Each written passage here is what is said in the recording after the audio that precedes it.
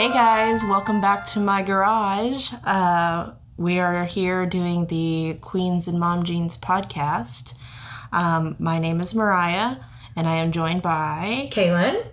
And today we're going to be talking about becoming a woman and sex education in schools. That'll be perfect. That'll be so it's going to be...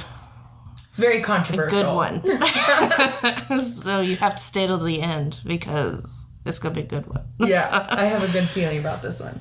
So, right off the bat, when did you first learn about puberty and periods? Well, I definitely wasn't talked to in my household about it. I feel like I learned more from like my friends. I mean, you being basically my only friend. So, growing up, I feel like I learned it from other like sources.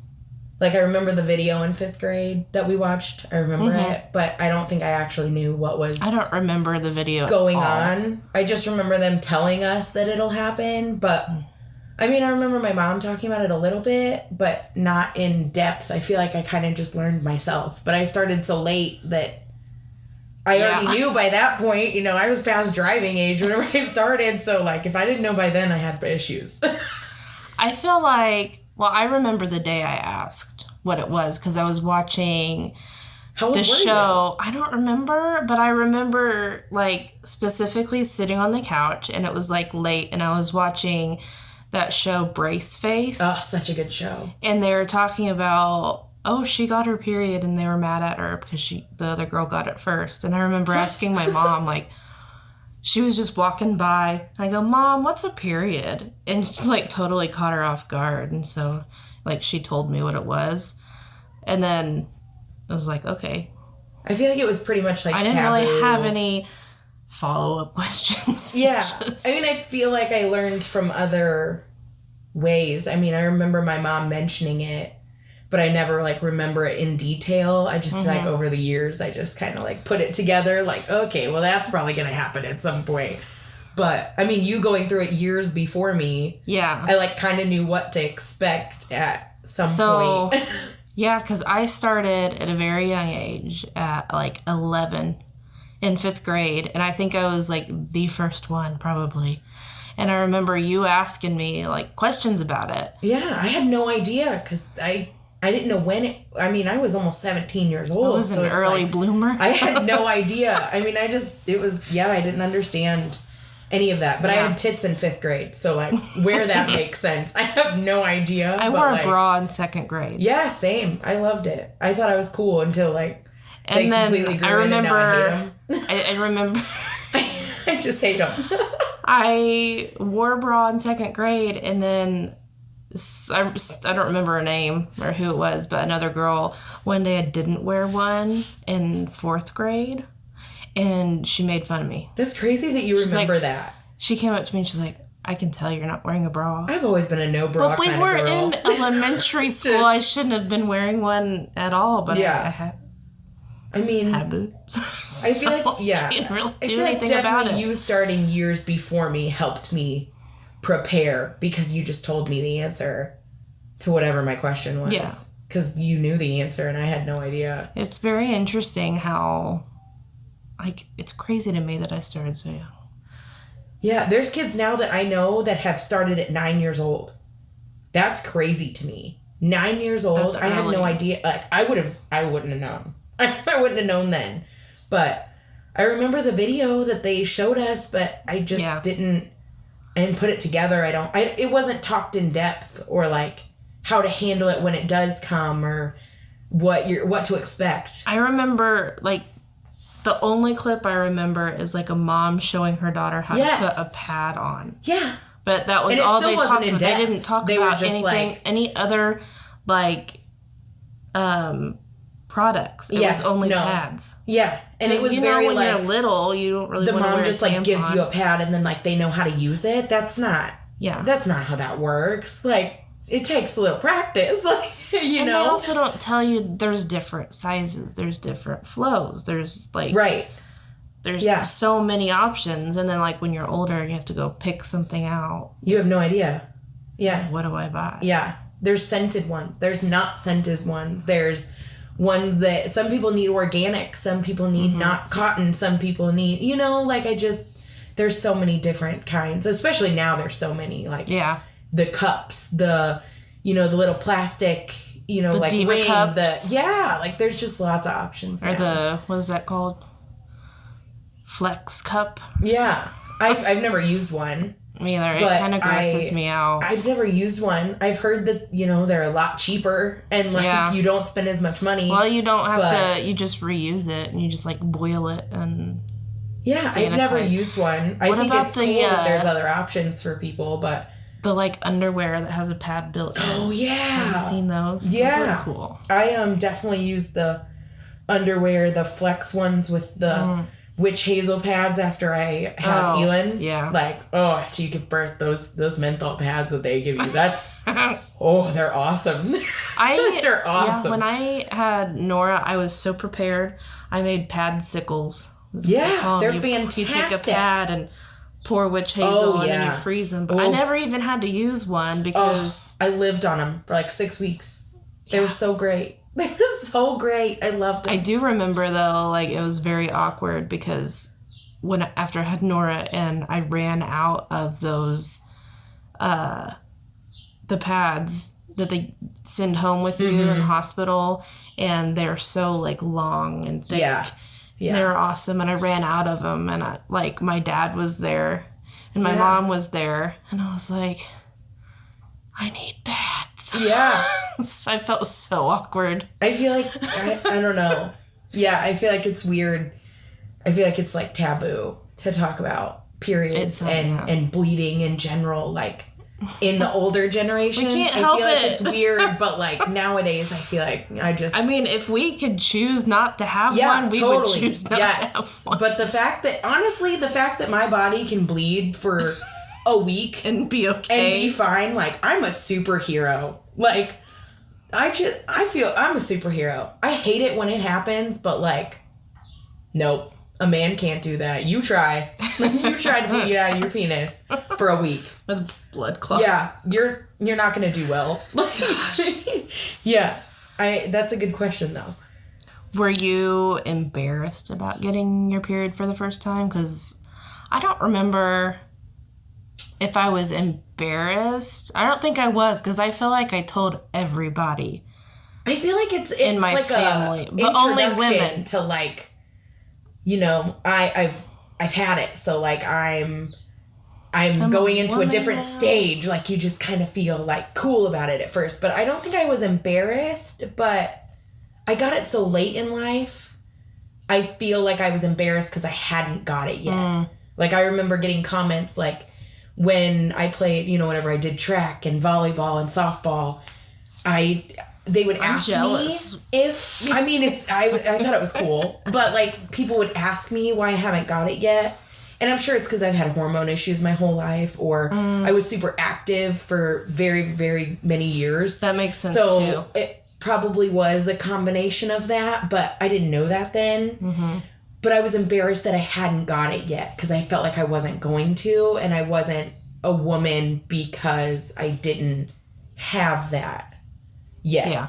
So I don't think I was embarrassed once I got it. I felt like I was the coolest. I remember telling like my grandma and stuff and like being super proud, but like heaven forbid, talk about it with a man in the room. That was very like, talk about that. Yeah, which is so weird now because me and Wes are so open with Elin that Wes would just say like, it. Same at home.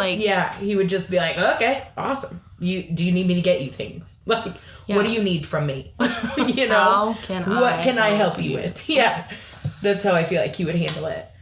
Because he knows it's going to happen. Like, Elin's 7. So, she's going to be 8 here soon. So, like, I feel like a couple with more Brandon, years. He grew up with, his mom and his sister. Right. So it's normal for him, weird too. Yeah. For him. Wes has a sister, too, and a mom, obviously. So, like, he's seen it. He knows, like, that it happens. And he's seen me for many years, so he knows. I was so embarrassed about it, like, that I would hide my, like, tampons and pads in my room. I didn't put them in the I don't think I ever did bathroom because I didn't want my brothers to see. I just left them on the counter. And to know. And then one time, one of his girlfriends asked me if I had any, and I was like, yeah. Oh, gosh. How do I answer this? She needs so awkward. That is, yeah. It's so funny because now I'm not. I feel like once you have kids and you just go through so much down there, you're not embarrassed. And I feel like once anymore. You've had it for a while, you get that other women have it too. Like, you start to. You know that other women do it too. So it's like, we shouldn't be embarrassed about it. And I feel like kids nowadays should know that they shouldn't be embarrassed because it's going to happen. It's part of life. It's what's going to happen. That I would get so embarrassed about was, like, leaks. Oh, yeah. Oh, I remember a day I leaked at school and I was mortified. Tied a hoodie around my pants, like, around my waist, and I'm like...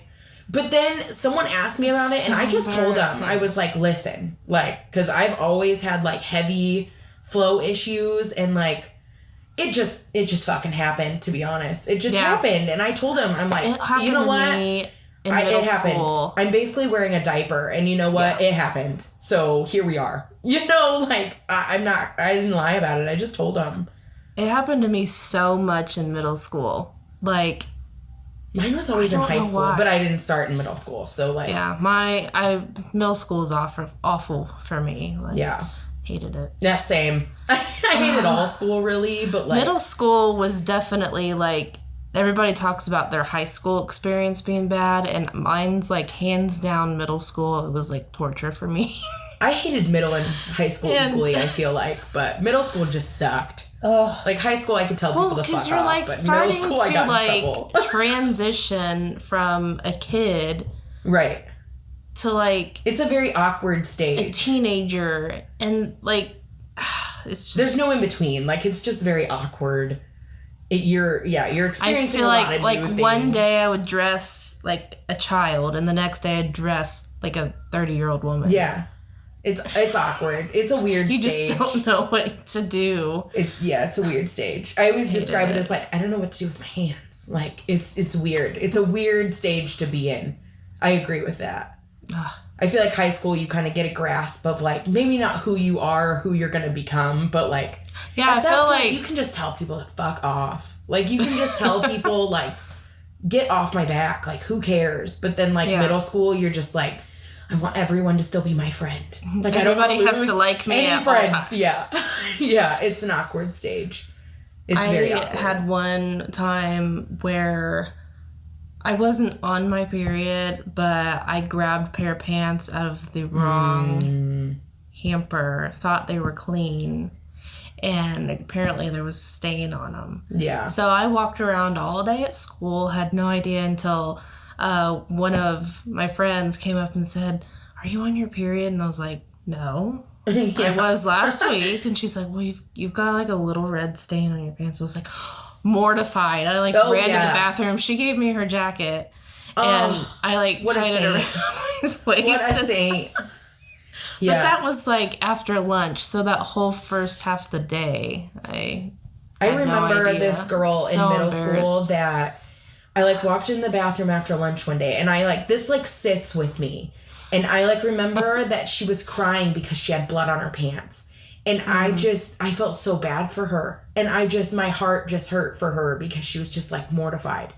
And I was like, do you want to call somebody? Like, let's just go to the office. Like, we're going to call somebody. I know. Why don't we ever... walked with her and I was like, that. The only thing they said was, well, we can get you something out of Lost and Found. So she's, like, looking through Lost and Found. Mind you, this shit is, like, smelly. Like, it came from, like, who knows? Like, God knows who and how long it's been there. And I was like, this should not be handled this way. Why didn't they let her, like, call home? They were just like, well, you don't need to go home for that. We have pants here. And I just remember thinking in my head, and then they told me I need to go back to class. And I'm just like, this girl was bawling in the bathroom. What? And I just thought in my head, like, this is not how it should be handled. Like, if I had a phone at that age, you better believe I would have been like, call your mother, you know? Nora and kindergarten, she peed her pants at school one day. And all they did was they had extra clothes there and changed her and sent her dirty ones home and then told us we could just keep those shorts. Yeah. But they were brand new. They weren't used. Yeah, this was like literally had lost and found on the box. And I was like, let's not. Like, this is not okay. And then they were like, you need to go back to class. I'm like, this is not how this should be handled. Like, they're so worried about you missing class. My God, like, has anyone ever heard of a mental health day? Because if you bled through your pants and you are that mortified, you are not paying attention to anything else in school that day. No. That's the only thing you're thinking of. So, like, let her go home. I can feel the embarrassment, washing over me right now. Let her, let her call somebody to bring her pants. Like, then she can go on with the rest of her day. Mm-hmm. And I just remember her saying, like, I didn't know I was going to start today. And she's like, I told somebody I sat in ketchup, and I just felt so bad. That's what I kept saying. Heart, I was like, I'm sure I sat in ketchup. My heart just, like, fell to my feet because I was like, you have to lie, and then, like, you go to the office for help, and they just tell you, like, search through the lost and found bucket, like, no. Here's somebody's dirty pair of Yeah. Because that makes you feel any better. Oh, well, it was probably like a jacket or something. I felt so bad. I just felt so bad for her. And I don't even remember who it was. I don't remember, I just remember going in there and they just were just bawling. And I just felt like I needed to do something. Like, I felt so bad. But I couldn't do anything, I don't know if she ended up ever going home. But I was like, they will not handle my child like that. That's not, you better call me because I'm going to bring you some pants. Or we're leaving. Like, we're going home. You'll go to school tomorrow. We'll try again. You just had a bad day. We're going to fix this.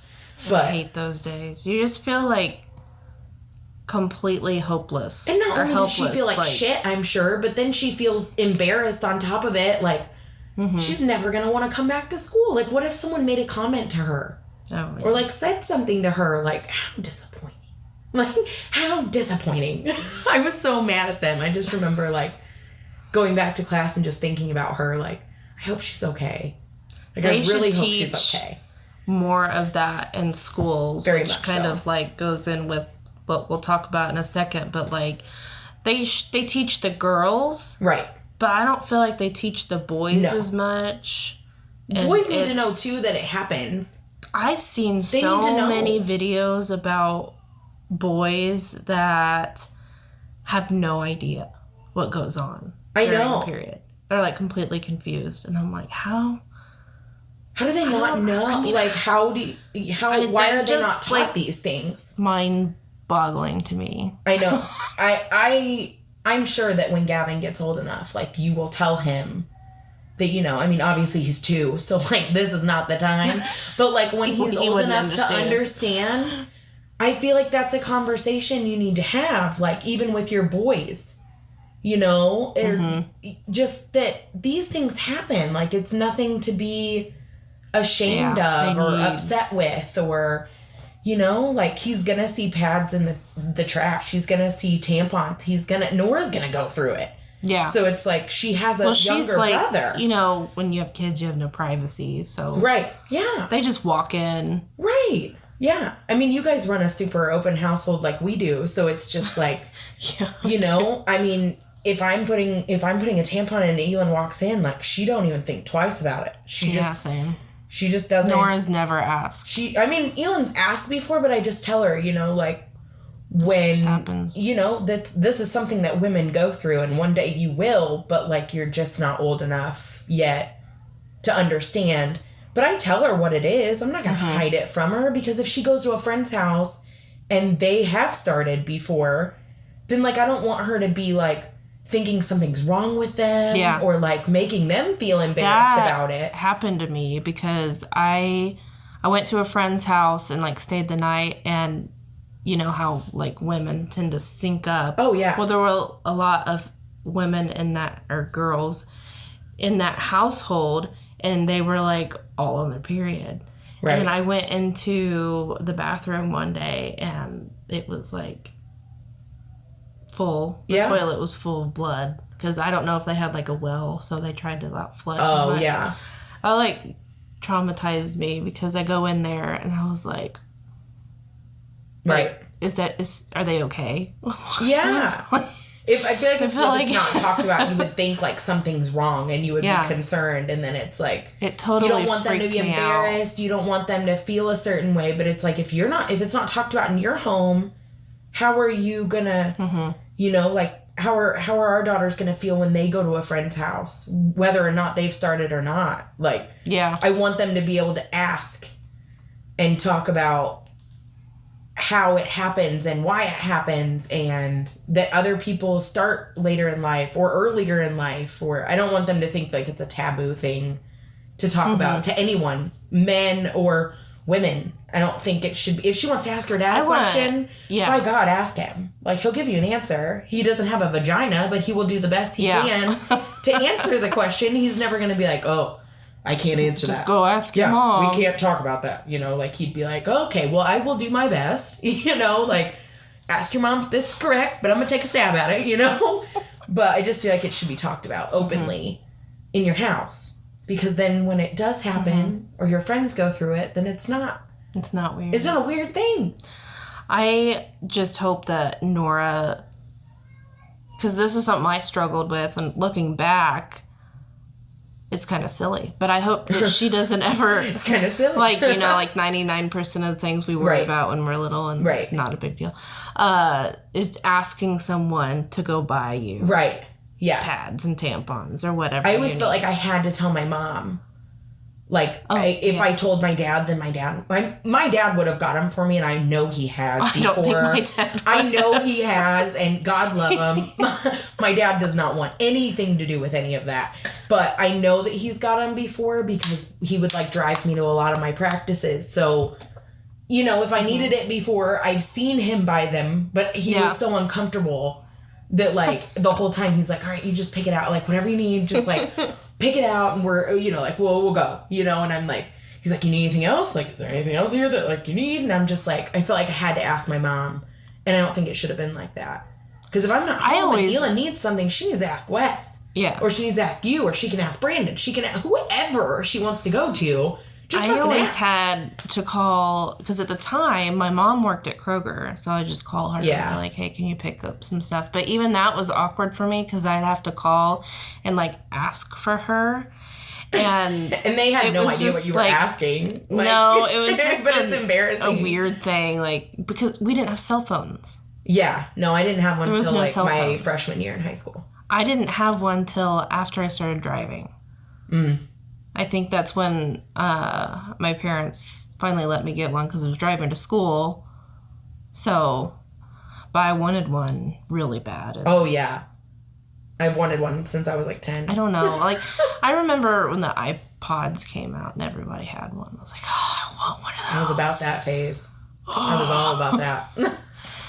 But I didn't get one. And then the Motorola Razr flip phone. Oh, I had the Nokia, like, dinosaur phone. I wanted that phone so bad. That was good stuff for me. But that was good time. I could drop, I could throw it, I could put it in water, I could do anything. Yeah. It would never broke. I'm pretty sure if I turned it on, it'd still work. My first one was a track phone. Oh. Like the little stuff. They're little indestructible. Tiny, and now you can break a phone just, like, literally dropping it on the carpet. With the little antenna on it and everything. Oh, yeah. Oh, yeah. You had to call on Fridays after 9.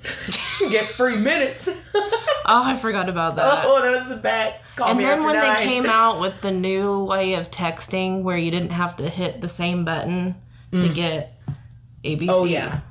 You could just, like, spell. Like the T9? Yeah. Oh, good stuff. That was nice. That was good stuff. That was good. That. We made deep strides.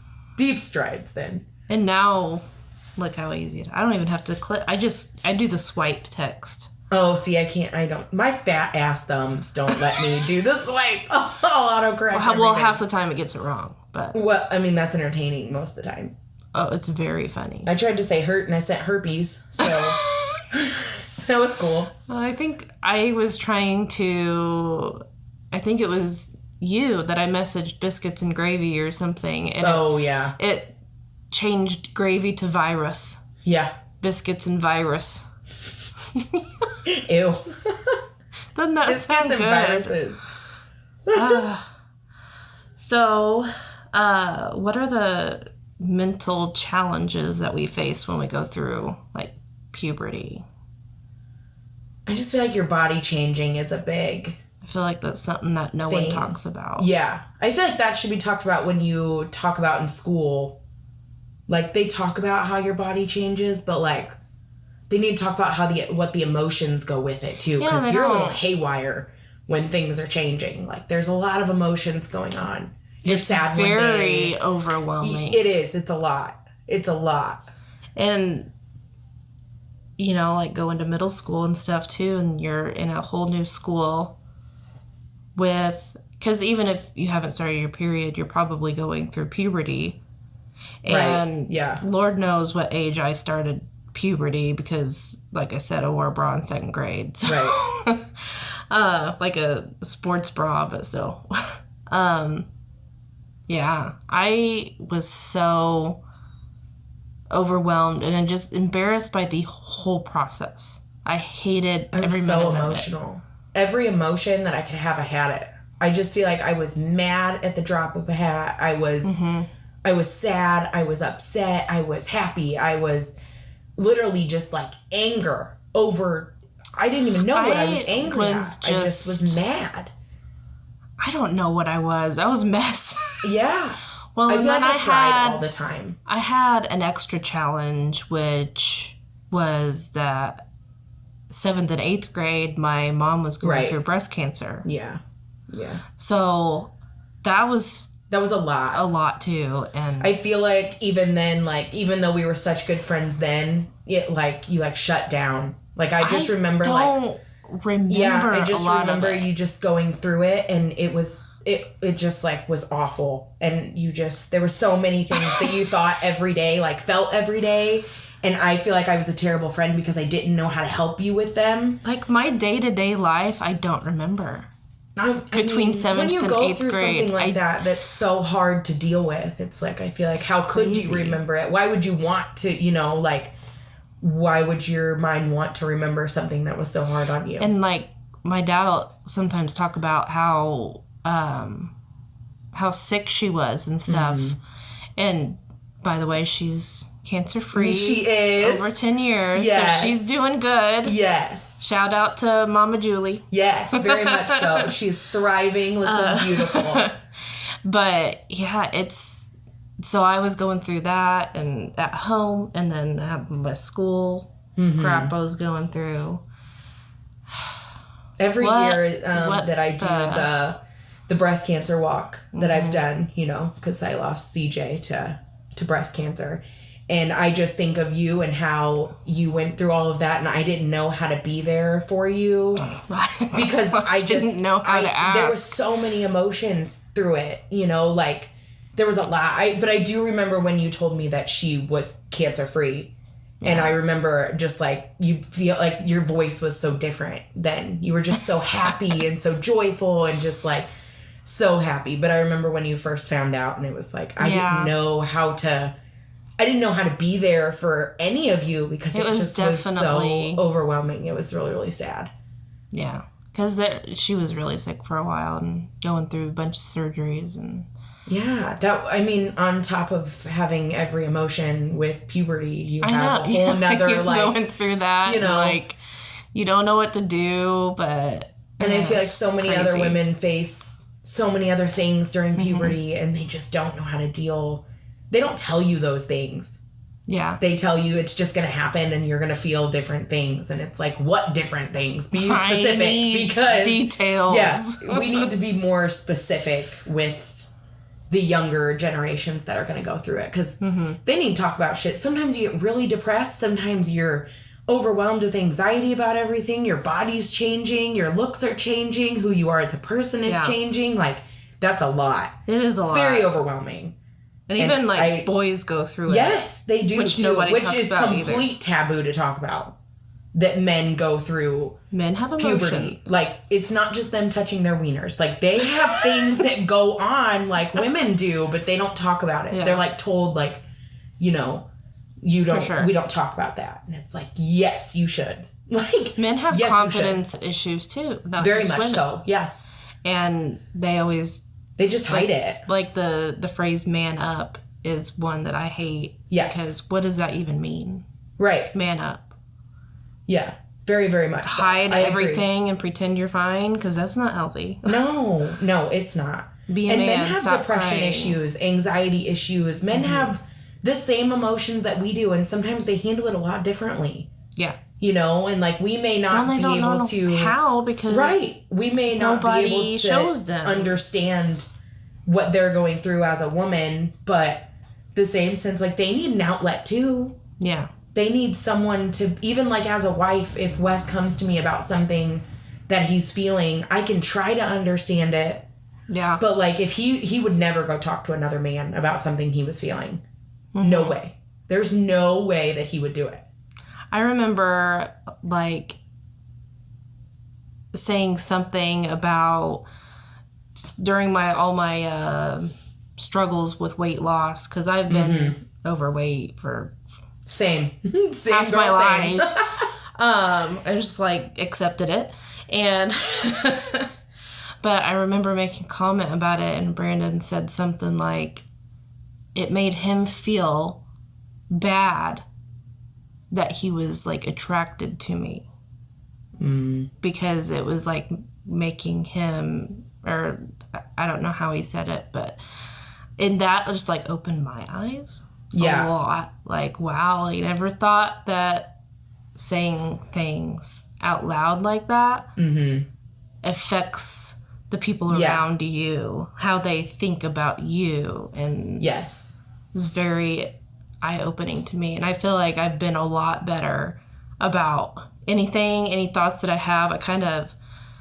I don't hold it in, but I definitely try to switch it around to something positive because I don't, and I also try to avoid saying it in front of like Nora, because I don't want her to, she tells me I'm beautiful all the time. Yes.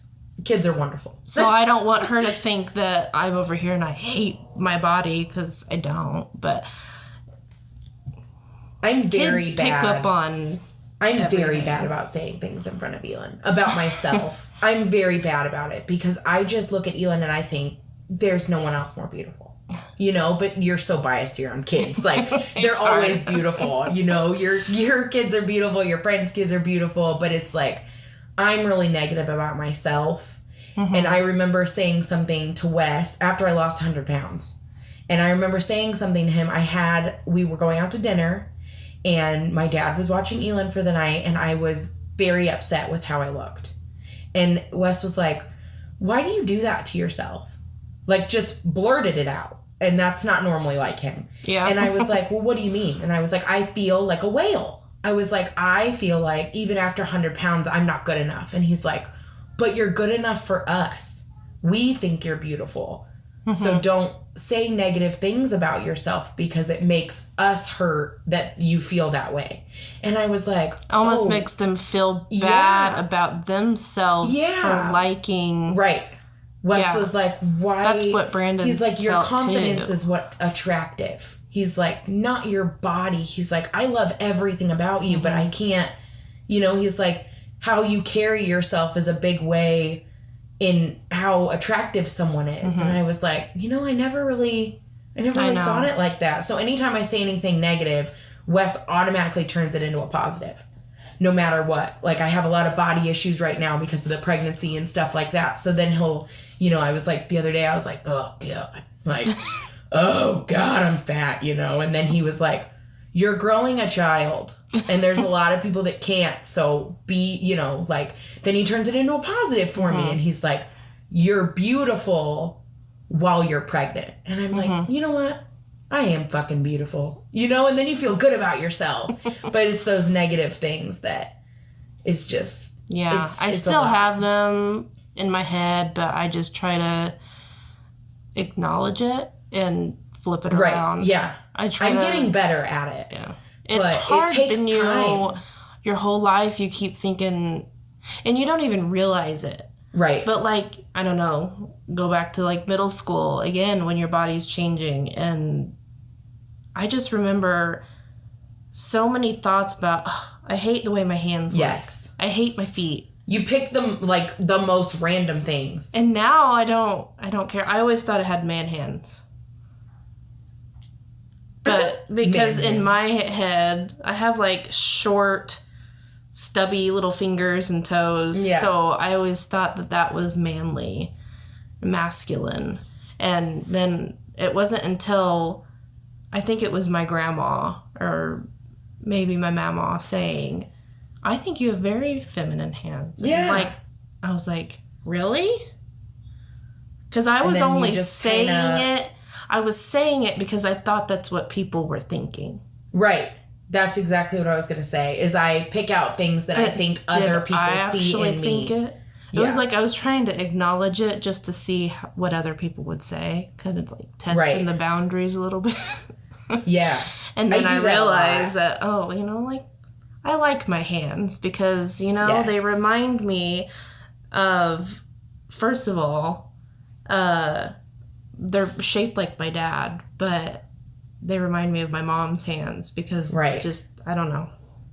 So I feel like I struggled with, especially in middle school, like, I'm adopted, so I don't look like my parents. So whenever I'm shaped a lot different than what the rest of my family looks like, I feel like I would look at myself in the mirror and be like, well, I wish I was skinny like my dad. Or I wish, I had hips like my mom.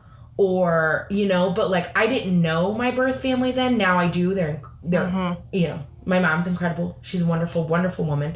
But like I couldn't pick out things that I liked because I didn't see it in them. So like I would pick out things. Never thought of that, but that would be hard. It was very if you weird. Don't know. Yeah, because my mom's always been skinny. My dad's always been really fit, and I struggled not. And my brother was adopted too, so we didn't come from the same family. Yeah. We didn't look alike either. But then whenever I met my birth family, I was like, you know what? I like the shit about myself because that came from them, and I see a lot of similarities in my grandmother and my DNA in general. I just, now I enjoy certain things about myself that I wouldn't have enjoyed earlier in life, but I didn't know where I came from. So I didn't know what I could like and what I couldn't, I guess. Yeah. But now I'm like, yeah. Yeah, I start to find things that remind me of different family members, and it just makes me feel good. Happy. Yeah. Because it's kind of like, you're living their legacy. There's so many things that I see in you that's your dad and your mom. Like, knowing both of them for so long, there's so many things that I just see that when I was younger, I thought me and my mom didn't look alike at all until we were walking out of Kroger one day, and I think she was still working there, and one of her coworkers said, your daughter looks so much like you. And we looked at each other like, what? I think you're like the perfect mix of your mom and dad. Then I started to see more of it because I'm definitely shaped more like him, and I have more of, she's like tall and slender, and then my dad's side of the family, they're very stocky, and it just, I don't know. I just see both of them, especially in your personality too. And then I can see your dad tone, and I can see your mom. My skin tone's very, very pale, and then my mom's she has olivey skin, and it tans well. Right, yeah. Yeah. And she's got dark brown hair, dark brown eyes, and then I have ash blonde hair and green eyes. Yeah. It's your personality and what you look like is such a mix of your mom and dad. It cracks me up. You are so 50-50. Genetics in our family don't make any sense. It's so funny. Things you say, I can hear your mom, and some things I can hear your dad say immediately. So it's just very funny to me that you don't think that you look like them, because you really do. Like, you are such a mashup. I see my dad a lot, and I see my dad and my kids a lot. Your facial expressions are 100% your mother. 100%. Yes. I can see that. But there are faces and things that you say that's your dad. I'm just like, oh, okay, Brian. Okay. Like, things like, well, when I'm home by myself or just by my kids, I'm constantly making up stupid songs. I definitely get that from my dad. Yes, you do. And half of my life, I grow up singing a song with the wrong words because he made them up, and I didn't know. I thought that was the right way to sing them. Karaoke must be a bitch for you. Oh, Lord. Like, I can't remember the song, but he sang it completely wrong. And you thought that was the words? I thought that was the words. I remember my mother telling me one time whenever we were in the car, you know that song Love Don't Cost a Thing? I was convinced as a child that it was Love Don't Constipate. And I had no idea what constipate meant at the time. That's hilarious. But I just remember we were pulling out a Walmart parking lot and my mom was like at the stop sign, like couldn't drive, tears rolling down her face from laughing so hard. And I was just like, Love don't constipate. And I had no idea, but like, good for me. That's hilarious. I really wish she wouldn't have corrected me. Like, how fun would that have been? But yeah, I really remember that like vividly. Yeah, my dad will say things like, instead of a butterfly, he'll say flutterby. Or instead of bunny rabbit, it's runny babbit. And I'll find myself saying things like that in front of my kids, and they'll start saying it too, and it's kind of funny. And we were in the car one day, and actually Brandon's had this. We were in line at McDonald's, and my kids both wanted Happy Meals. And instead of a Happy Meal, something was said about a sad meal. So Gavin kept just saying, I want a sad meal. I want a sad meal. Do they come with a sad toy too? It's like, oh my God. Do you want the happy meal or the depressed meal? Grow up. He's gonna be like with my grandma one day and be like, I want a sad meal. And just be like, what? Where do we get one of those? What are you talking about? Do they have happy and sad now? Oh my gosh. Well, going back to talking about the sex education in schools. My favorite. Yeah. My favorite. Do you think that sex education is helpful or harmful? No, it's helpful, but it needs to be done at a younger age. Yeah. Nope. It needs to be updated. Very much so. It can't just be a video and you can't separate the boys from the girls. You can't. No. It all needs to be talked about. Mm-hmm. All of it. Not just, the different organs. Mm-hmm. Like, Nora's in kindergarten and knows that... She already knows that boys have something different than a girl. And a woman has a vagina. Yeah. She knows that. She knows that we are on this world to procreate. That's what we're here for. Mm-hmm. She knows how you make a baby. She knows. So it's like, we don't hide those things from her because we want her to know in years to come that, like, we don't want her to have questions about, those kind of things. If it's talked about all the time, she's gonna be okay with it. She's gonna understand different things. But parents seem to hide sex from their children, and it's like, that's not a thing anymore. Like, you can teach abstinence, that's great, but it's not. That's not working. Like, it's not working. Definitely not working. Yeah. Kids are going to do it, especially at that weird age in middle school when they're like, they feel grown. Right. But they're not grown. Right. But you don't realize at 14 years old, you feel like an adult.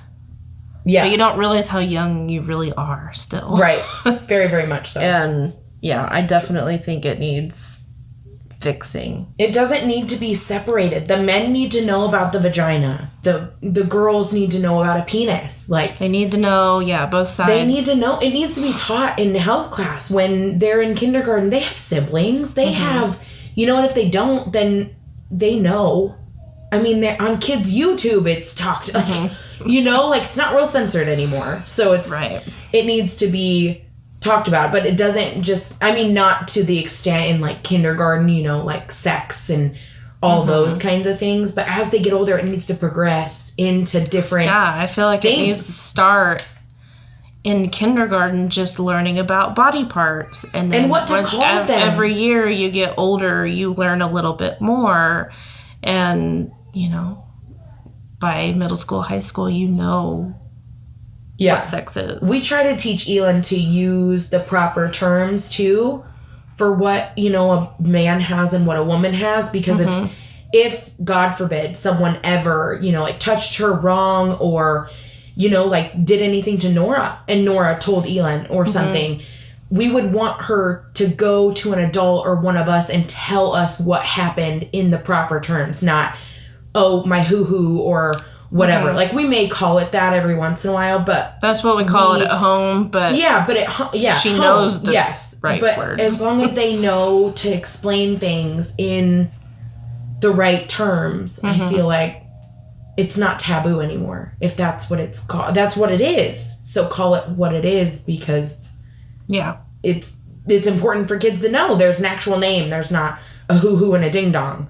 You know what I mean? Like, we call it a pee-pee, but it's also easier for him to say that way. But he's 2. But when he gets older. Right. When he gets older, he's going to know it's called a penis. Yeah. He's obviously going to know. He has it. Like, it's his, you know?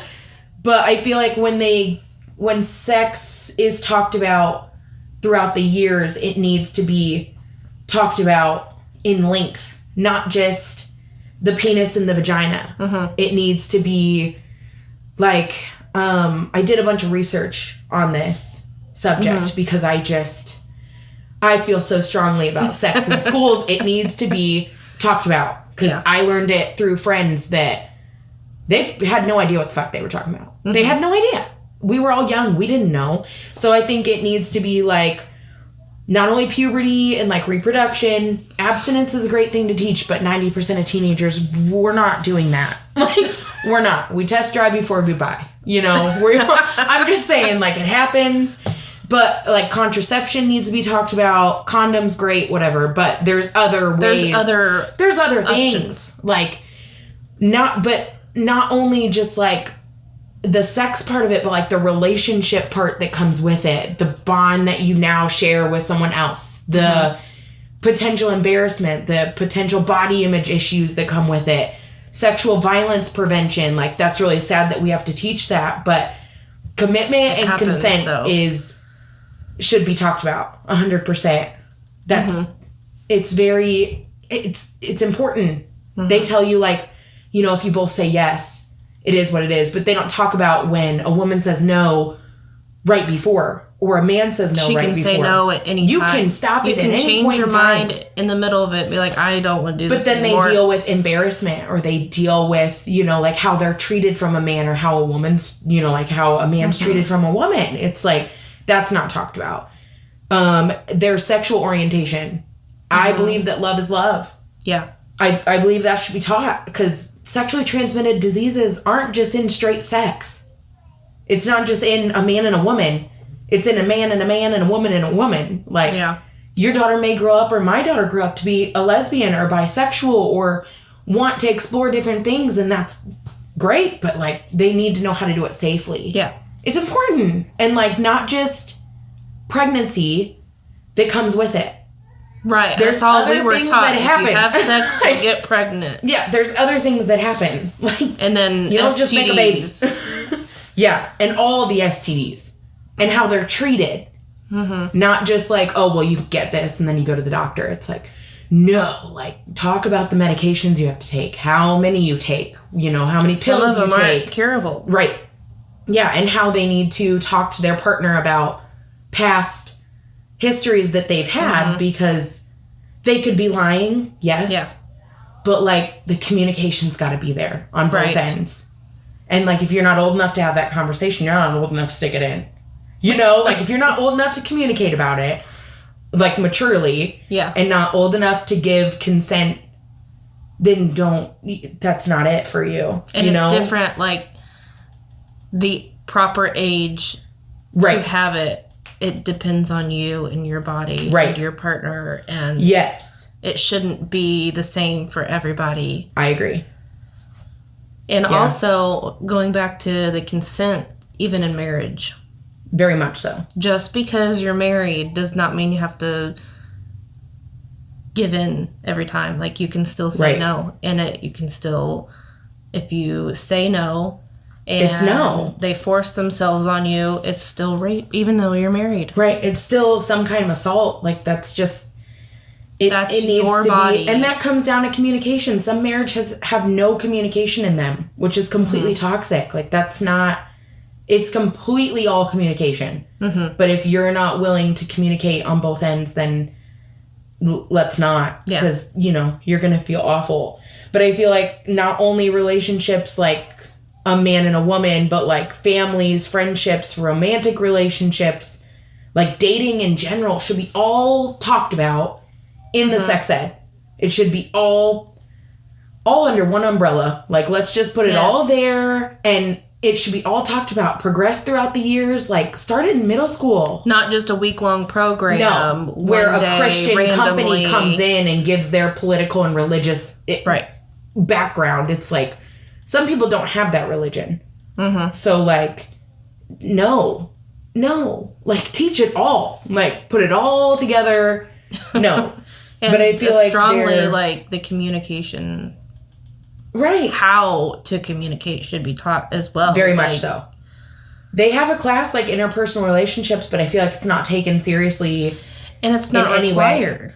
No, it's not. An elective. So, and that's at our high school. It could be different somewhere else. But you could take that class and learn. But I think that like personal skills should be taught, like the communication, like negotiation, like what you're willing to do and what you're not. And if you change your mind, like, that's just what it is. Like, they need to respect that. Right. I mean, pineapples, bitch. Like, it needs to be like completely like talked about. And like your decision making in that process, like sit down and actually get in tune with your body and figure out what you feel is okay to do with your partner. Learning about your body and what you like is very important before, and that's also not encouraged.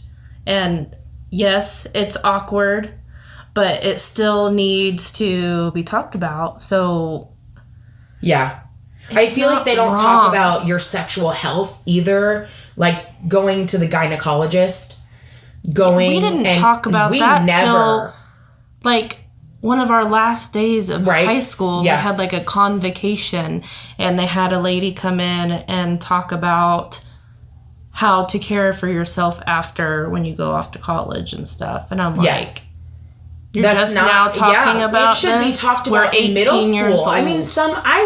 I mean, I just know people that were on birth control so young in life because of hormone issues and because of heavy periods and lots of cramping and PCOS issues and they all require these things. They should go. They should know. Yes, they should know what a Pap smear is. They should know. I mean, I remember them bringing in the tools and showing us, but they didn't show how they go in. They don't show what they see when they're looking in. They don't see. They don't know any of that. They don't talk to you about it because it's some Christian religious thing that comes in and tells you, and it's like, just don't have sex. God is watching, and it's like, that's. What about the people that aren't religious in any way? That's absolutely not correct in any way. But I looked up this, like, a bunch of statistics about sex and education. And there's 10 states with the highest rates of teen pregnancy from 15 to 19-year-olds. And 5 of the states do not have mandated sex education. So Arizona, Mississippi, Texas, Florida, and Arkansas do not require any kind of sex education whatsoever. Now, the school can, like, advocate for it to come in, but they also have to have, like, consent from the parents because some of them have super religious towns, and they also determine who comes in to talk to them. That's crazy. That to me is nuts. That's crazy. It should not be religious or political in any way. Yeah. This is your kid's sexual health. Like, this is your body. This has nothing to do. I think they need to teach adoption. They need to teach, even though I am not a huge advocate for abortion, I will never judge someone that ever makes that decision. Same. I couldn't do it. Like, I could not make that decision just because I feel like as an adopted child, I feel like I look at it a little bit differently. Mm-hmm. But I'm never going to judge someone that's ever been through it. I haven't been through it. I don't know what you went through. Mm-hmm. I don't know any of that, but they need to teach it in schools with sexual education, mm-hmm. because if they don't and they need to make that kind of decision, I want them to be educated mm-hmm. on the decision. And I feel like, too, what happens if you do get pregnant in, like, high school? Right. They don't teach you that. They don't tell you what to do, what's your next step. Because when I found out I was pregnant with Nora, I had no idea what to do. I, at the time, didn't have a doctor. Right. And I couldn't just get into the doctor because I called, like, the OBGYN mm-hmm. and was, like, trying to set up an appointment where, they're like, well, we need a confirmed test from your doctor. It's mm-hmm. like, I don't have a doctor. What do I do? So I had to go to Planned Parenthood, which I'm thankful for Planned Parenthood because I don't know what I would have done. I had to go get a confirmed test somewhere. Yeah. You have to. I love it there. And they were very nice, and they gave me, like, a pamphlet, and they said, you have options. And I was like, well, we're married. Right. We planned this in a way. We were talking about it. So I already knew what I was going to do, but they gave me so much information to take home. That's so nice. That I didn't even get at school. Right, yeah. So I was thankful for them. It all needs to be talked about. It's all so important. It's your body. They need to talk about, like, even pricing. Like, I remember going through, like, child development in school. I took that class, and they, like, you bring home the baby or whatever, and then, like, you do, like, an expense sheet. But what they don't talk about is the expenses, like, without insurance having a baby. Like, there's people in the world that don't have insurance to have a baby. Right. There's people that can't get insurance mm-hmm. to have a baby. Like, some insurances don't even cover. Right. Yeah, that. Very much so. So it's like they need to talk about those expenses too. And then on top of that, they only talk about healthy born babies. Right. They don't talk about the other things. They don't talk about. Except for, like, if you drink. Right. If you smoke crack. Yeah. If you're on babies. Meth, they don't. But what about the parents that have done nothing wrong and their child ends up having a genetic, or some kind of issue? Mm-hmm. They need to talk about different things that can happen to babies that are more common than people think, like Down syndrome, mm-hmm. autism, all these things that, like, they don't talk about. All they talk about is, a healthy baby and it cries all the time. It's like, what about the never sleep again? Right. What about all the other difficulties that come with a more, I don't want to say difficult child, because that's not necessarily the word, but different things that can happen that you need to be prepared for. You need to learn that, like, how to take care of a child with autism or a child with Down syndrome, or mm-hmm. teach us about what happens to not so healthy babies so we can be a little bit somewhat prepared, Yeah, because it's one thing when you do something wrong and you get a baby, but it's totally different when you did everything right. Babies that come out and have seizures. And you have a child different with special issues. Needs. I mean, it's, all the medication, or kids that need feeding tubes, kids that mm-hmm. need...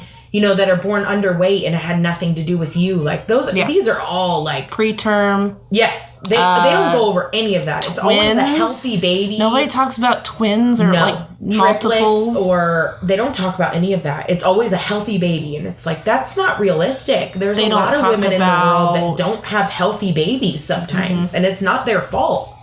Not at all. Yeah. It's nuts to me that's not talked about. The complications you can go through during pregnancy. Oh, yeah. Like, I feel like they skim over it and they just act like it's never going to happen. Like, I mean, obviously going through EMT school, like, I knew what preeclampsia was and stuff, but you went through it. I never had that.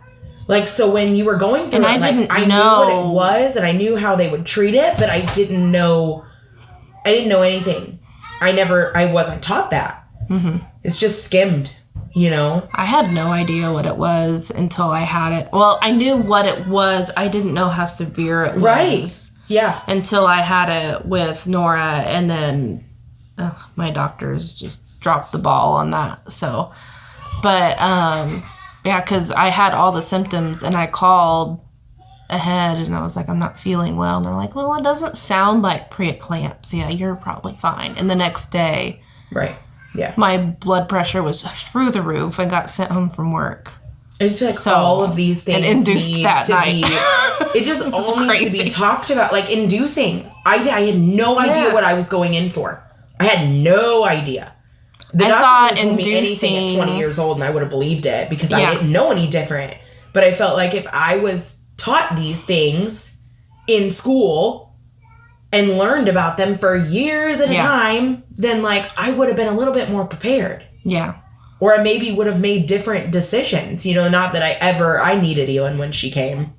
Same. Yeah, I needed her. I believe that a baby comes when it's supposed to come because I needed her. But I wish I would have been taught more to prepare. And I hope our children are, because I know I'm going to be open with my child about anything she wants to talk about. I don't care. Woman on woman, man on man, I'll answer it all for you. I will do my best, or I will find somebody that can answer them for you if I don't know the answer. Definitely. You know, there's plenty of women in the world that know things that I don't. So if I need to find them and Elin's got a question, I will. You know, like I have other people. It's okay. But I just feel like it should be talked about under one big umbrella, all of it. Mm-hmm. And it shouldn't be separated. Don't separate the man from the woman. Mm-hmm. Keep them in the same damn classroom because they're going to learn it at the same time. Yeah. And they all need to know. They need to know how each to communicate to each other. Because that's the whole thing. They need to be communicating. Yeah. And they don't. And then here we are with the sexual assault and the crazy things that happen in the world today. Mm-hmm. It's nuts. It's crazy. Very scary. It's very scary that our kids don't communicate about sex and their bodies and all these things that they're going to go through. I don't want them to feel like they're alone because that's how I felt. Was like, I'm going to... Yeah, you feel like you don't really know who to talk to. And yeah. You don't know. I just think that's sad. So I you hope go to your friends. And then your friends are wrong. Like they don't know either. Yeah, they have no idea either. So I just think it's so important. So important.